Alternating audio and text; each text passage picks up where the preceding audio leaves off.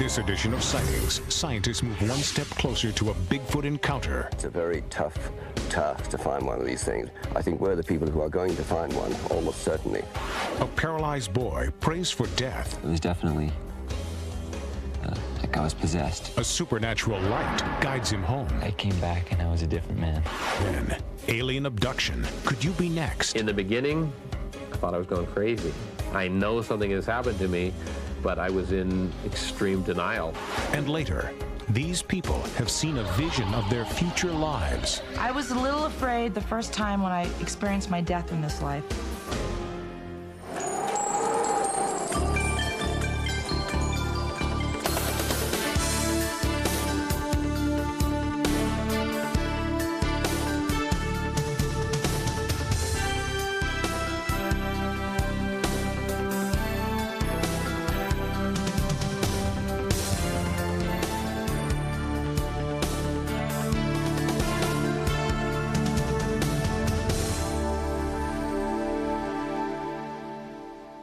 Welcome to Sightings. I'm Tim White. In business, competition and secrecy are par for the course. Well, the same holds true for paranormal investigators. That's a problem, especially for investigators in search of Bigfoot, who need to keep track of sightings and possible migration patterns. Now, one organization is trying to collect every report, footprint, and eyewitness account into one communal database.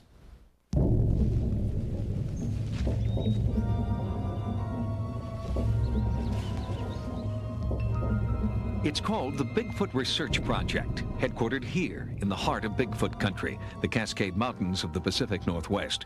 For the first time, Sasquatch is online, and every possible sighting, noise, footprint, hair sample, and anecdote is being checked out, cross-referenced, and rechecked. Already, the computer analysis is paying off. This color film was shot by Roger Patterson in 1967. It has never been proven to be a hoax. These are footprints shot on videotape just weeks ago. They were discovered in the same area the Patterson footage was shot, and the size of the prints and the length of the stride correspond exactly to the creature discovered 25 years earlier. One of the questions that arises is, when is one going to be found? There's no answer to that. Today, a week from now, 10 years from now, nobody knows. There are no guarantees. The way we're going with our project, which is a very sophisticated project, I think we're the people who are going to find one, almost certainly. The project is receiving grant money from the Academy of Applied Science in Boston, Massachusetts. This prestigious institution believes Peter Byrne deserves a chance to bring one in alive. It's not easy. It's a very tough task to find one of these things. We're dealing with something which is shy, elusive, very wary of man, which has an enormous area to live in and to hide in, and it's not going to be found easily.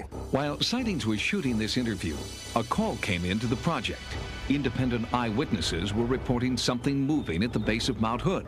Byrne's team responded immediately. They're clearly visible, and they definitely are primates of some kind. They are walking upright, and they're moving fairly fast. And the time we've been here, they've moved about 200 yards, maybe 250 yards. Analysis identified the two lower dark areas as rocks. Above these rocks, two shapes were moving at approximately 2 miles an hour. There were no reports of hikers at that time, but the distance was too great to confirm this as a Bigfoot sighting. It will be used to corroborate any other sightings in the same area. Photographs like this one come in every day, but Byrne quickly rules out all but a very few. This is a fake footprint. It's very square. You can see the line of the toes across the top here is simply straight, which is wrong. They should be angled. And then the sides are dead straight. And it's recognizable as a fake footprint, probably made with a wooden mold of some kind. This is an important videotape the Bigfoot Research Project is concentrating on right now. It's from Northern California, and it's from late last year. And the photographers say that in here, in the center of the picture there, just there. The dark area? The dark area. You can see something, and you can see something moving. Independent Bigfoot researchers Scott Harriott and Daryl Owen captured these images in Northern California. It was their first face-to-face encounter with an elusive creature they've been tracking for 10 years. I can see him pointing at something. After about 29 seconds, he then lowered the camera, looked at me, and started crying. I mean, he literally had a little minor break, started crying, and said, "Let's get out of here." I was very scared at that point as well. We went down the hill. I'm crying at this moment, so excuse my voice. It's right here. You can see it. Okay. The footage is being analyzed at Wonderfilm Design. Here, advanced computer enhancement technology allows researchers to take a closer look. Right here would be the head and the arm down this way. And let me rock back and forth here. And as you can see, that it's something right there is moving while everything else in the picture stays static. There is something unusual moving in the thick woods of the Cascade Range, but the Bigfoot Research Project remains cautious in their optimism. Hoaxes are rampant in a field where film and videotape are considered still the best evidence. Especially in the 1960s and 70s, it seemed like everyone with a fursuit and a lot of spare time was coming up with supposedly authentic photographic evidence. Only a few pieces of photographic evidence have deserved serious attention. But even these compelling images aren't enough to satisfy scientists. I have to say that I'm a skeptic regarding the Sasquatch. It would probably be, if we were able to verify its existence, the most exciting biological find of the century. Until we find physical evidence that's indisputable, I think that all scientists have to take a rather pessimistic view as to its existence. Wildlife biologist John Bindernagel is one scientist who no longer shares the pessimistic view of his mainstream colleagues. I was very slow to come out of the closet, very slow to talk about this. I was concerned about my employability. Biologists weren't really accepting this as an actual animal. So I still remained very quiet, and I'm not sure why in the end I came out. I guess I found in the last few years, talking to people, that people weren't as disbelieving as they used to be. One reason may be the overwhelming number of anomalous tracks recently sighted in Washington state. Down through here, here's a heel spot right here. It's about 3 to 4 inch wide here. Comes up across, and here's a toe down through here. In this area. In this particular area, there are two that are hanging in this area here. They've been here for better than a year now that they've had people who have seen them. Skeptical scientists put Bigfoot into the same mythological creature category as leprechauns, fairies, and gnomes. But Bigfoot researchers ask, when was the last time you saw color film of a leprechaun? Have you ever seen the footprints of a gnome? Well, of course not. Bigfoot is different, they insist. He's out there somewhere, and finding him is just a matter of timing, patience, and luck. You would think that every inch of the Pacific Northwest would have been scoured by now. But since 1948, over 50 airplanes have crashed in Washington state, never to be seen again. If large reflective metal craft have remained undetected for as long as 50 years, perhaps it's not so far-fetched that researchers have yet to recover a Bigfoot. Coming up, a young boy's encounter with a supernatural light saves him from certain death. It was very dark and lonely, and that was just replaced by a brilliant light. What happened to Will Barton was nothing short of a tragedy. After a serious fall, doctors told the 16-year-old that it would be a miracle if he ever walked again. Will Barton believes that first angels and then a near-death experience created that miracle in his life. Will's transformation began here on the family's 1,000-acre ranch in Carmen, Idaho. They call it God's country, a clean, safe place to raise a family, a place that tragedy usually forgets. We were having a family reunion, and all of my brothers and sisters were together for the first time in probably 5 years, and we were having a really enjoyable time together. We had decided that we would have Christmas before everybody went home, and William was assigned to get the Christmas tree. Will and his friend Matt volunteered to drive into the mountains in search of the perfect Christmas tree. And just, boom, I saw the tree I wanted. It was just beautiful. Will wanted to climb the tree and cut off just the top, but his friend warned him it was too dangerous. I didn't see any danger. The hill was very, very steep. The tree was very, very tall. And it was starting to get dark. It was definitely like I was possessed to get the tree. After a brief, breathtaking moment at the top, Will's life changed forever. I just was enjoying the beauty when I could feel my arms scrambling out, trying to find branches, but I didn't have any control. I remember hitting the ground, but it wasn't very intense, like you might think. It was just like jelly was splatting on the floor, and I couldn't feel anything. Will had fallen 50 feet into a steep ravine. His friend Matt needed help to rescue him. We were all in the home. Some of us were playing games, playing with the kids, and all of a sudden, one of the brothers ran in and said, somebody's been hurt. So we started putting up a search, and we searched, and we searched, and we searched, and finally we found him. Will's sister Julie and brother Brad scrambled down the rocky slope. The temperature was dropping rapidly, and there was snow. They struggled to carry Will up to the road, but couldn't. They needed more strength and stopped on the cliffside to ask for that strength through prayer. Will told us later that he saw several what he perceived to be white men, angels, so to speak, just come out of heaven and just carry him up the rest of the way out of the mountain. And it was incredible. Our strength was totally renewed, and we just went up the rest of the way. This angelic vision and his rescuers' renewed strength may have been key to Will's survival. Will was rushed from the scene to a local hospital, and the nightmare was just beginning. When Will arrived in the emergency room, he was hypothermic, meaning he had a low body temperature from lying in the snow for a couple of hours. He was totally paralyzed, although he was breathing on his own. We did a portable neck x-ray after he had been stabilized, and that x-ray revealed a fracture dislocation of the cervical vertebrae C4 on C5. I remember the doctor examining me and saying he had a needle or he had something sharp, and he was saying, do you feel this? No. Do you feel this? No. Do you feel this? No. Will was immediately transferred to the intensive care unit at St. Patrick's Hospital in Missoula, Montana. The prognosis was not good, and Will began to deteriorate physically and mentally. When someone is totally out, the chances of recovering are as near zero as you can get. He just laid there and kind of like he was in a trance, and I said, what's happening, Will?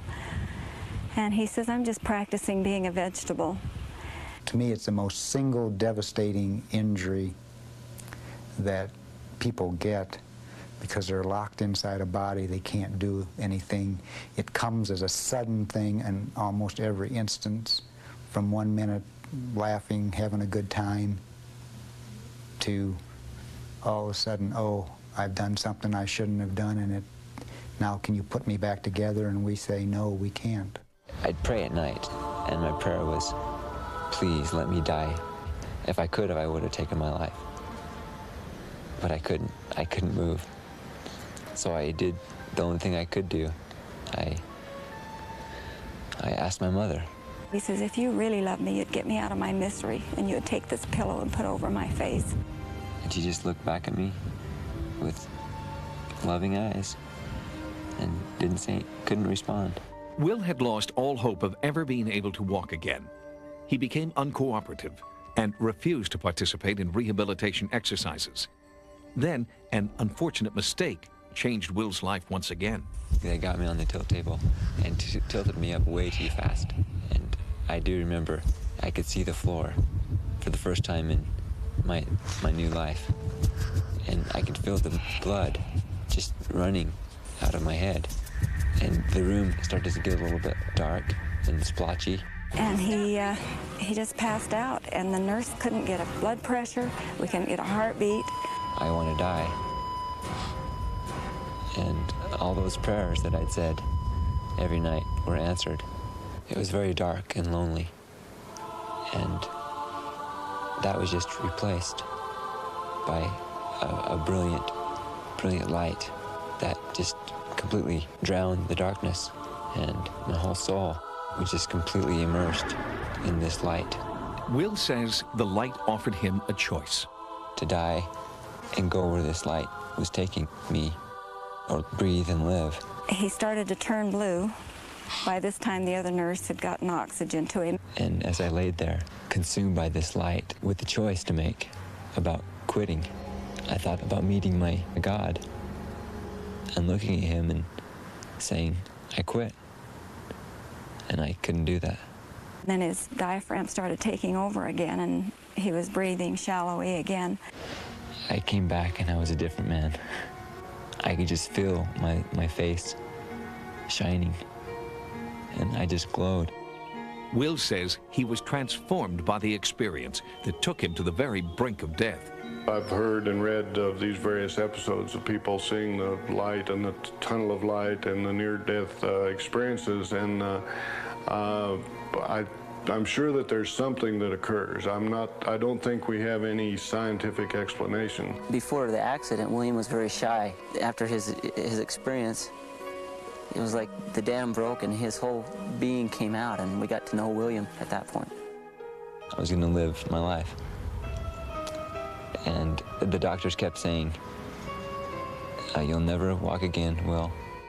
But Will's near-death experience had given him a new determination, and he began to have hints of feeling throughout his body. He moved his toe, and we were so excited. I remember running out to the barn, and I'm going to my twin brother and saying, Rick, he moved his toe. And we just sat there and held each other and cried over a toe movement.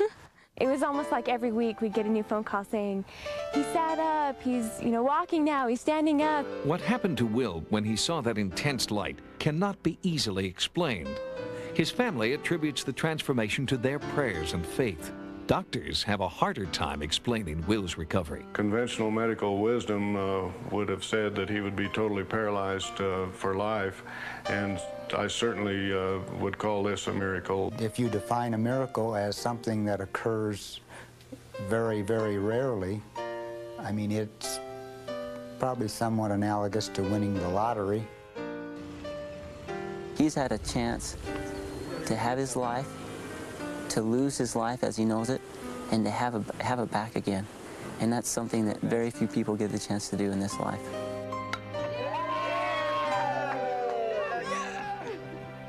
Since his near-fatal accident, Will Barton has gone from paralysis to first a walker, then braces, a cane, and now he walks on his own. Doctors have stopped putting limits on what he may be capable of next. With his recovery in full swing, Will is on to the next challenge. He's enrolled in college. Next, is intuition more than a feeling? Is it a psychic ability we all possess? 25% of Americans tend to rely on their intuition. Intuition has been described as knowing something without knowing how you know it. It's also called gut instinct, hunch, or even ESP. Some researchers believe that intuition is a spark, and that many people can be taught how to take that spark and use it to ignite a greater psychic power. Intuition is knowing without knowing how you know. And for some people that means you get a flash, you see something in your mind's eye, you hear an inner voice that says, don't trust that person when you first meet them. It's a way of knowing something that goes beyond what we think of as rational, logical knowing. Author Laurie Nadell believes this so-called sixth sense is present in everyone, and that a lot of people use their intuitive power without even knowing it. How you perform in the workplace is a good indication of whether or not you're tapping into your psychic power. Certain people will go in and they'll do a lot of studies, and they'll do time management studies and cost analyses, and they'll get all the numbers and all the data, and then you'll have somebody who's like a troubleshooter, who's kind of a maverick, and that person might go in and say, look, I want to talk to these 3 people, and they'll talk to 3 people for 20 minutes apiece, and they'll come up with a big picture of what's wrong. Long-term studies are now testing for intuitive ability, trying to determine if certain people are more psychically tuned in than others. 25% of Americans tend to rely on their intuition, and 75% tend to use their 5 physical senses. Now, the same studies, when given to children, they find that 51% of children like to rely on their intuition for problem solving. And a lot of people come to me saying, you know, when I was a child, it seemed to me that it was more natural for me, it was easier for me to trust my feelings, to trust my instincts, you know, to come up with quick answers. And now I'm always second-guessing myself. I know mine was activated. I didn't realize that I had this. And it seems to occur for me in very threatening, life-threatening, fearful situations, or in very intense cases. They're going to make the arrest if it was across state lines against her will, yes. Jane Finnegan believes it was her intuitive ability that kept her alive during the 14 years she served as a New York City police officer. Today, she's a private investigator. Or they went to bed and apparently everything was fine. When you have a missing person, there'll be a certain format that you'll follow. You'll find out if they had a driver's license, if they had a vehicle, evidence and things to lead you in an area. But I believe that what tangent you choose is generally an instinct, an intuitive sense. I'm sure my boss would have like a stroke as I'm saying this, but it is true. Researchers now believe that women are able to pick up on kind of subliminal cues and eye movements, breathing, posture, physiology, you know, pupils dilating, very subtle cues that men may not be aware of. And out of that, they are able to come up with a picture that this is somebody to trust or this is somebody not to trust. So I've had a number of women come to me and say, this is a fairly common story. My husband had a business partner, and he brought his business partner in for dinner. And I told him after dinner, Fred, don't do it. This man is going to take advantage of you. You're going to get hurt. It's going to, you know, you're going to get into trouble. And in each of these stories, of course, the man had gone off and hired the business partner, gotten into business with him, and a year and a half later, they'd found that the partner had embezzled, or they were bankrupt, or he had stolen, or he had done something. I've come so much to trust my intuition that I really was able to develop my psychic abilities, and I have since become a professional psychic. And my home life is very exciting and interesting for me because my husband is a physicist, and I was even in touch with people at Princeton, Stanford. A lot of big universities are doing work on what we already know. We already know this. Not everyone has the potential to be a professional psychic, but there are ways to better develop your own intuition. It's kind of like the old joke about Carnegie Hall. Practice, practice, practice. Part of what you're learning how to do is to focus your attention. Then you can actually ask your intuition or ask your hunches or gut feelings to give you answers to questions. Beyond semantics, is there a difference between intuition and ESP? Our experts define intuition as foresight based on some degree of prior knowledge, no matter how small that knowledge may be. Psychic ability, on the other hand, is foresight without any prior knowledge. Coming up, alien abduction, fantasy or fact? Either there's something very special about this fantasy, or it's not a fantasy. Could you be next? Then, have these people traveled through time? And a musical crop circle mystery.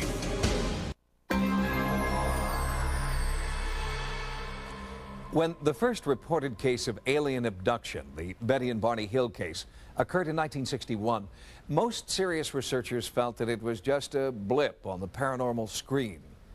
But since then, thousands of seemingly credible people have made similar claims.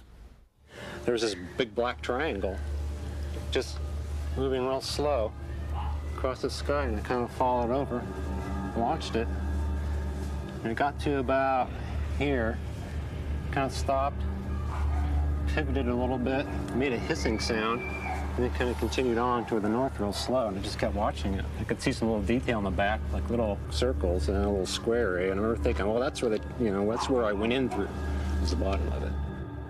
Brian Koski is not lying. He honestly believes he's been inside an alien spacecraft. He isn't trying to sell a book or get his proverbial 15 minutes of fame. He wants answers. What is happening to him? The experts have radically different opinions about the root causes of his encounters. It's what we call waking dreams, when people start to fall asleep. On many occasions, they have a peculiar mixture of reality and fantasy or dreams. And in this particular state of consciousness, which is an altered state, they see little aliens and they see spaceships and lights in the sky and so on. After working with more than 125 alleged abductees, psychiatrist Dr. Richard Boylan believes the abduction experience goes far beyond dreaming. I was pretty skeptical personally, but when I saw people who were very mentally sound talking about these experiences and having nothing to gain by putting them out there and lots to lose, I had to start taking them seriously. Dr. Boylan encourages his patients to draw pictures of their extraterrestrial experiences. These images often arise during hypnotherapy sessions, where repressed memories are supposedly brought to the fore. Skeptics say these memories are unreliable, but in the case of Connie Smith, she not only has memories and visions, she believes she also has physical evidence. I just woke up in the morning and I did have that groggy feeling that, you know, that like I've been up all night, yet I got an 8-hour sleep. And I sat down on the couch and I looked down and I had a mark just above my knee, and there was no pain to it. You could poke at it and there was no pain. And then I had a little scab in my belly button with a little pinhole puncture mark in the middle. And for the most part, I just kind of kick it out, didn't think anything of it until my daughter came to me. She had the same huge bruise, which was not painful to her. Then I asked if I could see her belly button, and I checked, and she had the same thing as I did. Nothing in my psychiatric education, nothing in medical school, made me an expert on ufology and extraterrestrials. They either exist or they don't exist. They either abduct people or they don't abduct people. But that's not the issue. When somebody comes to me as a clinician, my job is to help them come to a point of comfort with their own experience. Dr. Rima Lebo believes hypnotherapy may be unduly influencing alleged abductees. She uses biofeedback to achieve similar states of relaxation. Surprisingly, she's hearing the same kinds of abduction stories that have been reported by hypnotherapists. They appear to have been overwhelmed by an episode outside their own control and making, which leaves them in a post-traumatic state. That's very interesting. Either there's something very special about this fantasy that causes what otherwise does not occur, or it's not a fantasy.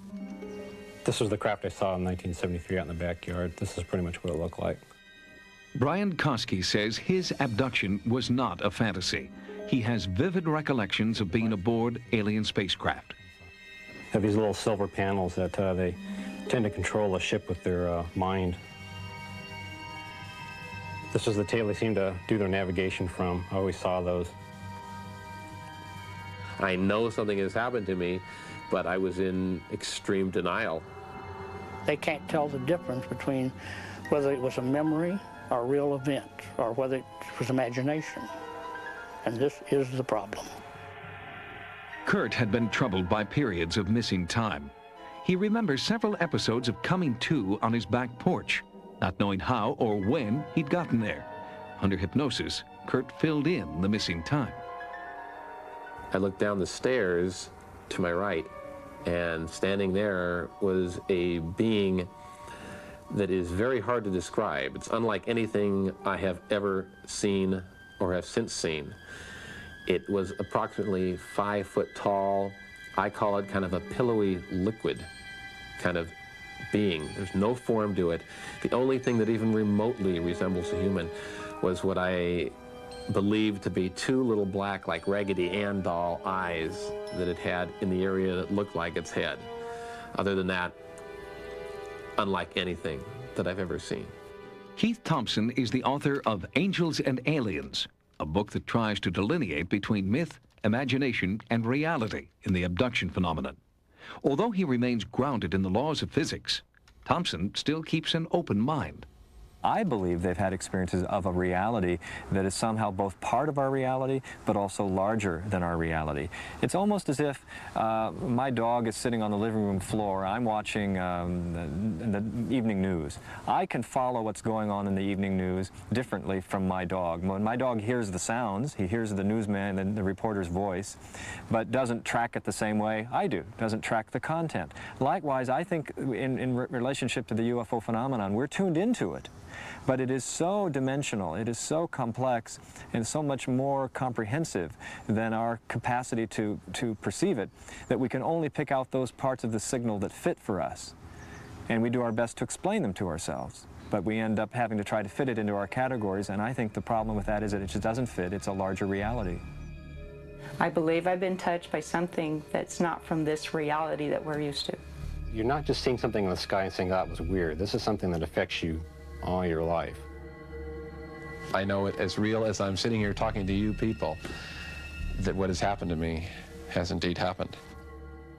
Joining me now is psychologist Dr. Robert Baker. He is Professor Emeritus from the University of Kentucky. Dr. Baker is a researcher who believes that the alien abduction phenomenon is out of control. Dr. Baker, if supposed abductees feel that they're being helped through therapy and hypnosis, well, what's the harm in that? There's no harm in hypnosis itself. It can be used both for good and for evil. The problem is that the hypnotist should not mislead both himself and his client into believing certain things happened that never happened, or to believe that things didn't happen that did happen. What advice would you have, Dr. Baker, for someone who believes that they may have been the victim of an alien abduction? What should they do? You should go to see a therapist who can help you deal with the anxiety and the other aspects of your living that have been disturbed by this experience that you think you've had. Dr. Robert Baker, thank you for joining us. And we'll be back with more sightings in just a moment. Coming up, is time travel an amazing new possibility? It was very exhilarating, the initial impact of jumping into the future. Throughout history, there have been visionaries. In the 15th century, Leonardo da Vinci was designing helicopters.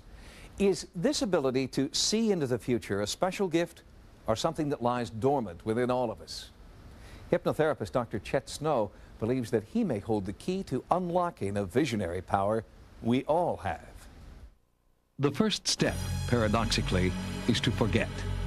Forget your preconceived notions about past, present, and future. Allow your mind to ask the same questions great philosophers have asked since the beginning of history. What is time? And can I travel through it? It was very exhilarating, the initial impact of jumping into the future. I was a little afraid the first time when I experienced my death in this life. That was kind of scary. I like the world like it is now. I'm not sure about the vision I saw of the future. I want to start out by having us take a few deep breaths. So just close your eyes. Their visions are the result of a process called future life progression. In Santa Fe, New Mexico, Dr. Chet Snow believes relaxation techniques and hypnosis allow his clients to transcend time and experience a possible future. It is essentially what we have found is that when you're in the dreaming mind, you can bypass this concept of past to present to future, and you're sort of in an eternal now. And so the mind can then look at the future, and yet to the person who's experiencing it, it's what they're experiencing right at that moment, and so it's like simultaneous to them. Until recently, interdimensional time travel was considered an exclusive club whose membership was limited to Nostradamus, Edward Casey, and a handful of psychics and futurists. Certainly looking for the future or hunting for the future is a very ancient tradition, and people have wanted to know about the future as long probably as there have been human beings on the planet. What has changed is that now, instead of relying on a few psychics who have this extraordinary ability to look into the future, ordinary people can actually do a workshop and look into their own future.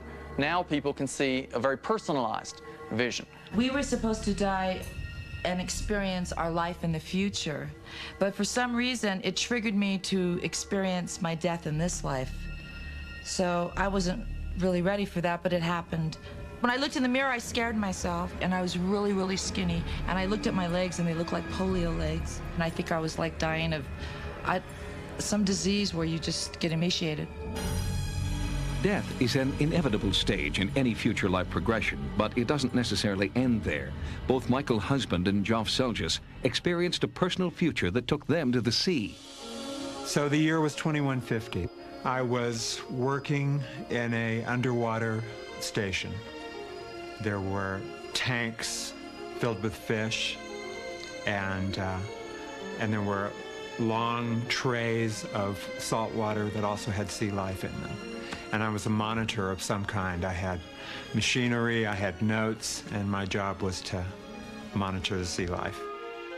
I was piloting a vehicle which went in and out of the water, up and down. When I went under the water was very clear and blue. There were perhaps domes or something down at the ocean floor. I did look at a calendar, and it was 2150. That was the year. Brainwave patterns recorded during future life progressions mimic those recorded in the dream state. But Geoff and Michael believe they have shared a vision of the future that cannot be a dream. We were both very stunned to find that we both had very, very similar visions. We had seen the same landscape. I suspect that I was patrolling the same ocean where his station was located. We described the same living quarters. So there were a lot of things, similarities that were surprising to us. Because time travel is an interior process, it can't be measured or charted.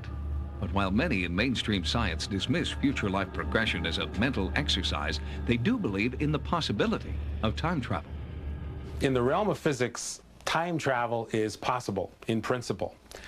If we look at particles and objects that are the size of atoms, they can be sped up enough so that we can see real time changes. For ordinary sized objects, people, rocket ships, airplanes, ordinary clocks, the speeds that are practical with current technology are simply too low to actually get any significant change in time. But after 25 years teaching physics, Dr. Jones feels there's much we don't understand yet.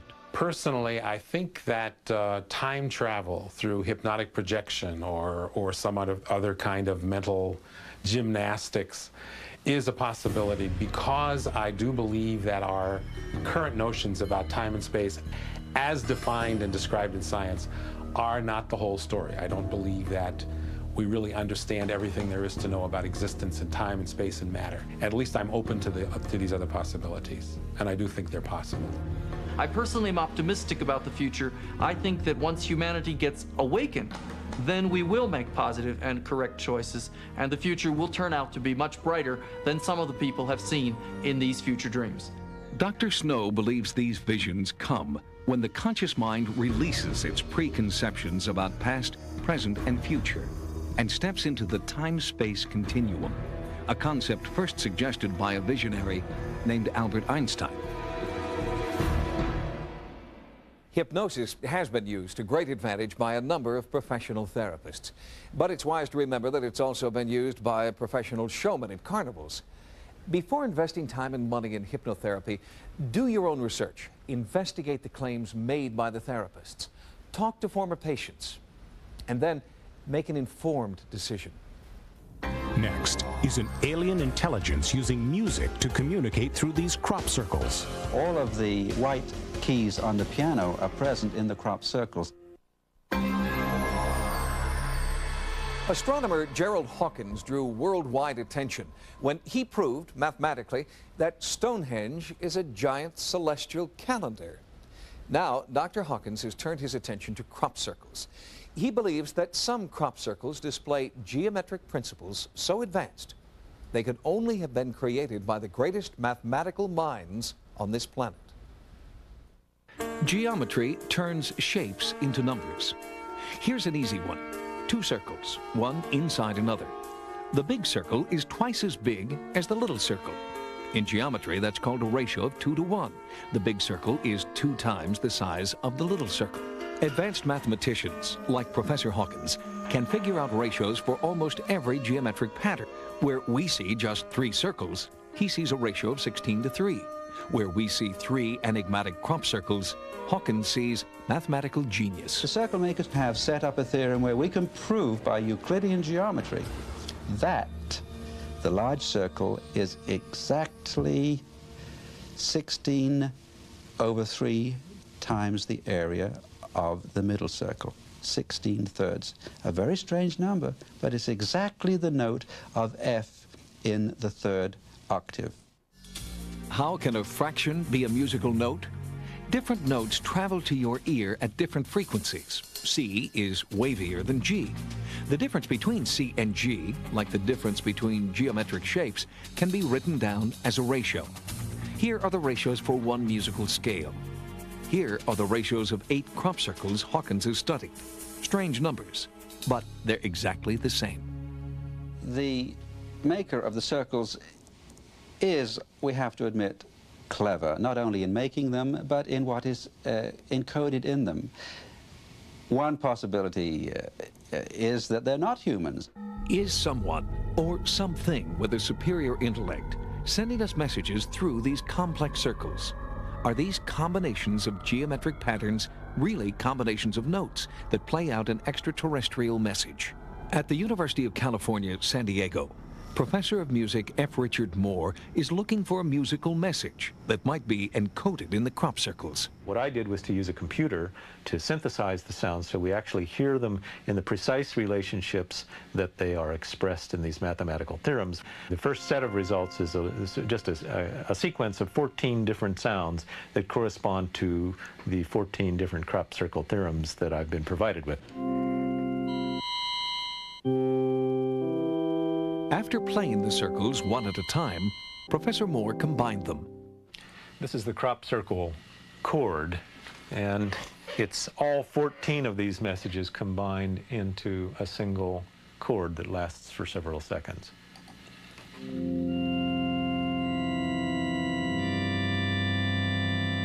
Perhaps in trying to communicate things between different species or different types of intelligent beings, we have to rely on things that are very fundamental, having to do with basic relationships, because we have no conventional way of discussing things when you don't know, even the size of someone or what temperatures they like to live at and this sort of thing. Could the math of the crop circles and their musical properties simply be the product of coincidence and an overactive imagination?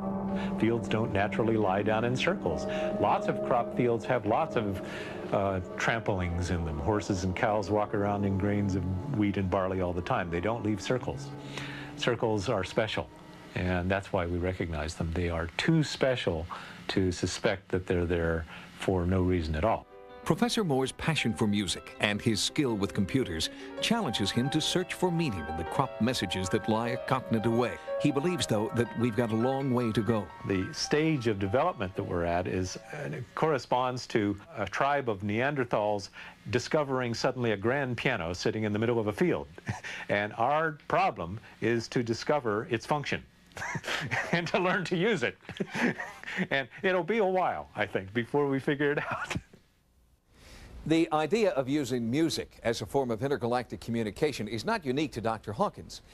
When NASA launched the Voyager space probe in 1977, among its cargo was a 12-inch copper disc and a playing needle in case the Voyager was intercepted by intelligent life. The record carried greetings in 55 different languages, a message from then-President Jimmy Carter, and 90 minutes of music.